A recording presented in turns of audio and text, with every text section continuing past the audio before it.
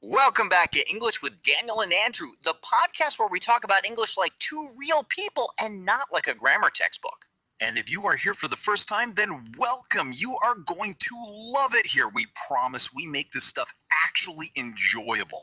So today we have a topic that so many of you have been asking about, and honestly, when we saw your requests coming in, we knew we had to cover this one properly. Will be and will have been. Two future tenses that confuse almost every English learner out there. And look, we get it. First time you see will have been, you just stare at it like, okay, what is this? 3 words? What do they all mean together? I literally avoided using it for 2 years. I just pretended it did not exist. Same. But by the end of today, that changes. So grab your coffee, get comfortable, and let us get into it. All right, so will be first because it is the simpler one. Will be is basically about a future state, something that will exist or be true at some point ahead. Like a destination. Exactly, like a destination. Next year, I will be 30. She will be the manager soon. It will be cold tomorrow. You were just saying what will be true at that future moment. No duration, no journey, just the fact that something will be a certain way. Right, will be is the snapshot, the moment. You're not talking about how long, you were just saying this is where things will be. Okay, that actually makes sense. So what about will have been? So, will have been is different. Will be is the destination, will have been is the journey to get there. Wait, say that again? Will be is the destination, will have been is the journey, the duration, how long something will have been going on by a certain future point. Okay, give me a real example. All right, by December, I will have been working at this company for 5 years. So December is the future point you're looking at, and by that point, 5 years of work will have already happened. Exactly, you're standing in the future looking back at the time that passed, but you're saying it from now. But it's actually kind of mind-bending if you sit with it. A little bit, yeah. But here's the thing that makes it click. Will have been almost always needs a time anchor, a by. By December, by next year, by the time this happens. Without the by, the sentence just floats. Exactly. It needs something to anchor it to a future checkpoint. By then, I will have been studying for 3 years. By the time she graduates, she will have been living abroad for 2 years. The by is what gives it meaning. Okay, so let me try. Side by side, same situation, 2 sentences. Go for it.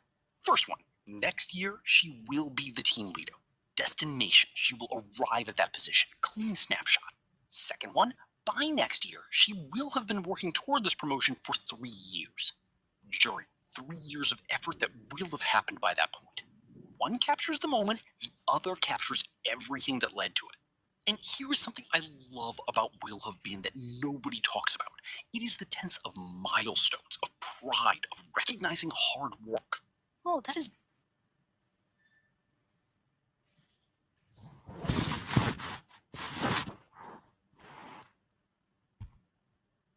Oh, that is beautiful, actually.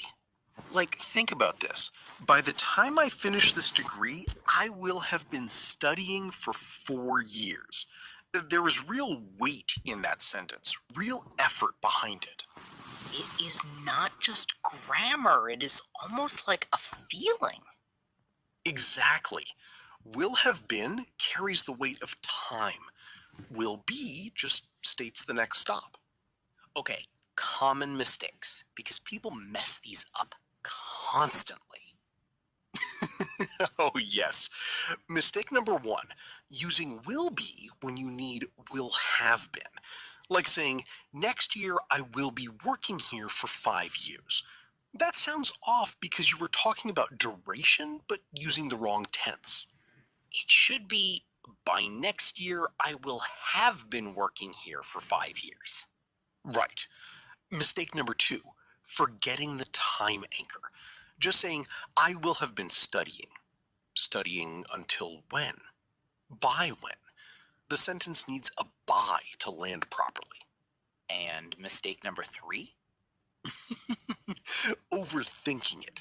People hear will have been and immediately freeze.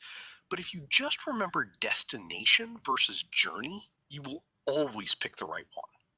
Destination versus journey. That is genuinely the clearest way I have heard it explained. Okay, let us just use both naturally before we wrap up. Real situation.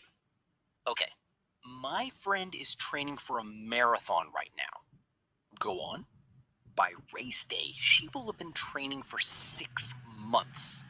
And on that morning, she will be nervous, but she will also be ready. See that? Will have been training, 6 months of journey. Will be nervous, will be ready.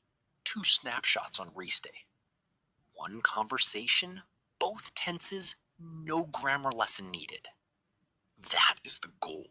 You stop thinking about the rule and you just feel it. And once you feel it, it just comes out naturally. All right, quick final summary. Will be, future state, future destination, the snapshot, no duration needed. Will have been, future duration, the journey, always needs a time anchor. By the time, by then. 1 line to remember forever. Will be is the destination. Will have been is the journey. Drop a sentence in the comments using either one. We read every single one. And if this helped you, share it with 1 person learning English right now. We will be back next week. Keep speaking, keep growing. Take care, everyone. See you next time.